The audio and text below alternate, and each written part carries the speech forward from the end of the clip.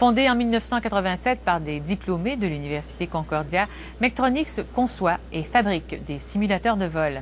Cette entreprise à capital fermé réalise un chiffre d'affaires de 20 millions de dollars et emploie 100 personnes. Mechtronix vend ses simulateurs surtout sur les marchés extérieurs, notamment aux États-Unis, en Europe, mais aussi en Asie, principalement en Chine.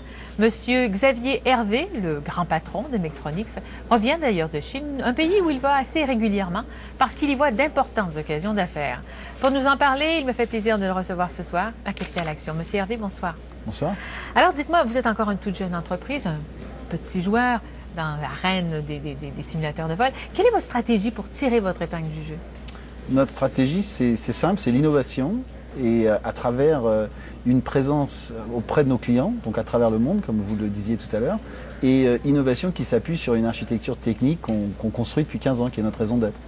Et justement, on va vous parler de cette expansion à l'international. Vous revenez de Chine. Oui. C'est un marché que vous avez réussi à percer, ça? Oui, c'est un marché énorme, la Chine. Et on y pense beaucoup en tant qu'endroit où c'est made in China. Mais je pense qu'il y a beaucoup de choses à faire en Chine pour le développement des affaires en tant que client. La Chine est un énorme client. Et comment vous avez réussi à percer? Parce qu'on dit que c'est difficile à percer. Comment vous avez réussi à aller décrocher des contrats là-bas? C'est un peu la chance. C'est la chance qui amène, je pense, un petit peu de tout dans les affaires. Et j'ai eu la chance de rencontrer un homme qui avait immigré de Hong Kong quand il avait 15 ans, qui a passé 15 ans ici et qui est retourné en 84, donc au moment de la libéralisation de l'aviation. Et il a passé les 20 dernières années à construire toutes ces relations affaires. Et quand je l'ai rencontré il y a 2-3 ans, c'était un mariage né. Parce que nous, on lui apportait un produit que ses clients demandaient fortement et lui, il connaissait très bien tous ses clients. Et donc, vous avez décroché des contrats. Quel type de relation d'affaires on a avec des clients chinois? Est-ce que c'est le même type de relation, par exemple, qu'avec un client américain? Oui et non, les affaires c'est les affaires, donc j'achète au meilleur prix et j'essaye de vendre au meilleur prix, donc ce challenge reste pour nous tous. Ceci dit, ils sont d'une culture différente, ils ont un esprit d'équipe, de respect qui n'est pas exactement le même que chez nous.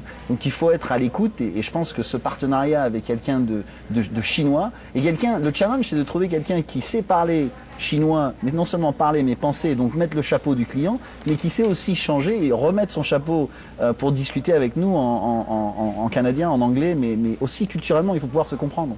Et bon, vous y allez régulièrement, j'imagine que ça aussi, c'est une des chances de succès, c'est de garder un contact. Ah oui. Oui, très important, présence.